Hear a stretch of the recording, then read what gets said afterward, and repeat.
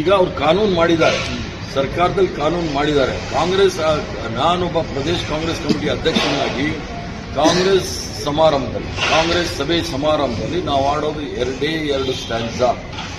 1896ನೇ ಇಸ್ವಿಯಿಂದ 2026 ಏನು ಆಡ್ಕೊಂಡು ಬಂದಿದ್ದೀವಿ ಅದನ್ನೇ ನಾವು ಆಡೋದು. ಪೂರ್ಣಗೀತೆ ನಾವು ಆಡೋದಿಲ್ಲ ಕಾಂಗ್ರೆಸ್ ಸಭೆ ಸಮಾರಂಭದಲ್ಲಿ.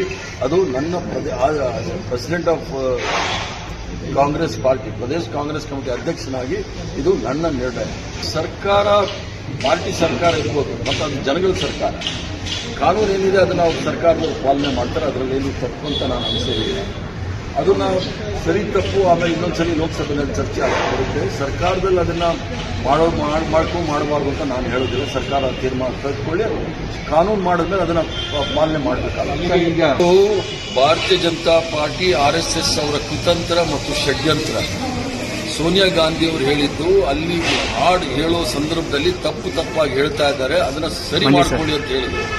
ಅದರ ಜೊತೆಗೆ ಖರ್ಗೆ ಸಾಹೇಬರಿಗೆ 84 ವಯಸ್ಸು, ಅವ್ರಿಗೆ ಜಾಸ್ತಿ ಹೊತ್ತು ನಿಲ್ಲಕ್ಕಾಗೋದಿಲ್ಲ, ಅವ್ರಿಗೆ ಕಾಲಲ್ಲಿ ಪ್ರಾಬ್ಲಮ್ ಇದೆ, ಸಮಸ್ಯೆ ಇದೆ, ಅವ್ರಿಗೆ ಕುರ್ಚಿ ಕೊಡಿ ಅಂತ ಹೇಳಿ ಅದನ್ನ ಷಡ್ಯಂತ್ರ ಕುತಂತ್ರ ಮಾಡಿ ಈ ಅಮಿತ್ ಶಾದವರು ಏನೇನೋ ಭಾಷಣ ಮಾಡ್ತಾರೆ. ಆದ್ರೆ ನಾನು ಹೇಳೋದಿಷ್ಟೇ, ಇವರು RSS ಶಾಖೆಯಲ್ಲಿ ಸದಾವತ್ಸಲೆ ಬಿಟ್ಟು 2 ಸಲ ಒಂದೇ ಮಾತರಮ್ಮು ರಾಷ್ಟ್ರಗೀತೆ ಆಡಿದ್ದಾರೆ, ಜನಗಣಮನ ಆಡಿದ್ದಾರೆ ಅಂತ ಹೇಳಕ್ ಕೇಳಿ.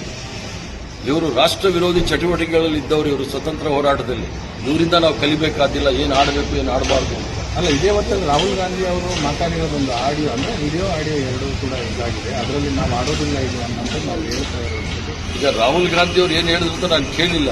ನಾನೊಬ್ಬ ಕಾಂಗ್ರೆಸ್ ಕಾರ್ಯಕರ್ತನಾಗಿ, ಕಾಂಗ್ರೆಸ್ ಪಕ್ಷದ ರಾಜ್ಯದ ಅಧ್ಯಕ್ಷನಾಗಿ ಬಹಳ ಸ್ಪಷ್ಟವಾಗಿ ಹೇಳಲಿಕ್ಕೆ ಇಚ್ಛೆ ಬೀಳ್ತೇನೆ. ನಾವು ಆಡೋದು ಎರಡೇ ಸ್ಟ್ಯಾನ್ಸಾ. ನಮ್ಮನ್ನ ಜೈಲಿಗೆ ಹಾಕ್ತಾರ, ಫಾಸಿಗೆ ಹಾಕ್ತಾರ, ಹಾಕಲಿ ನಾವು ತಯಾರಿದ್ದೀವಿ. ಏನು ನಮ್ಮ ಪೂರ್ವಜರು ತ್ಯಾಗ ಬಲಿದಾನದಿಂದ ನಮಗೆ ಸ್ವತಂತ್ರವನ್ನು ಕೊಟ್ಟಿದ್ದಾರೆ, ರಾಷ್ಟ್ರಗೀತೆಯನ್ನು ಕೊಟ್ಟಿದ್ದಾರೆ, ಒಂದೇ ಮಾತೃವನ್ನು ಕೊಟ್ಟಿದ್ದಾರೆ, ಅದನ್ನು ನಾವು ಒಪ್ಕೊಳ್ತೀವಿ.